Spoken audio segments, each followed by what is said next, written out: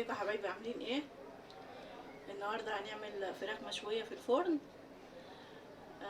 معانا وراك، معايا طماطم، معايا بصل وفلفل والتوابل زعتر وفلفل اسود وملح وكزبره، ومعايا معلقه خل وحبه زيت ومعلقه عسل ابيض. نضربهم كلهم في الكبه وبعد كده بنحطهم على الوراك، نتبلهم وبنغز الفراخ بالسكينه عشان التتبيله كلها تخش في اللحم. حطيتهم في الصينيه،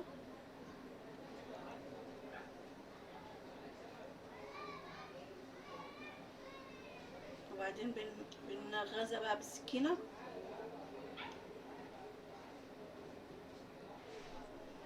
التتبيله تخش في اللحم من جوه،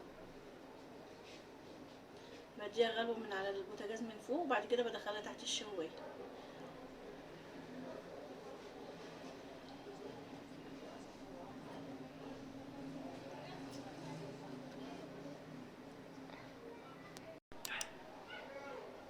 هنعمل بقى معاها طاجن رز معمر، معجن رز وكيلو لبن، كيلو سمنه، هي زبده وحبه زيت. ببدا اغلي في الرز بالسمنه عشان كله يتشرب مع بعضه، لحد ما الرز كله يبقى عليه السمنه كلها. ببدا احط اللبن،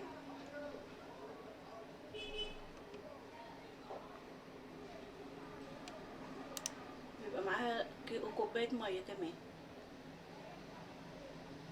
واحطه تحت الشوايه يعمل الوش يتحمر، وبعد كده بقى انزله على الرف الوسطاني.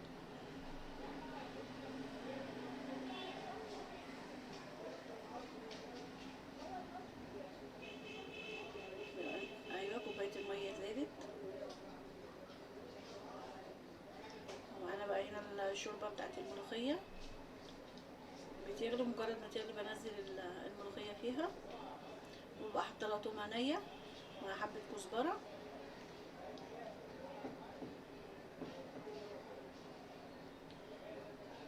مجرد ما الملوخيه بتاخد غلوه كده بسيطه وبشيلها من على النار وبحمر التومه،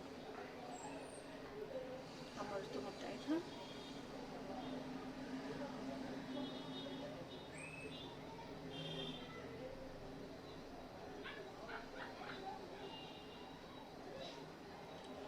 واتش الملوخيه.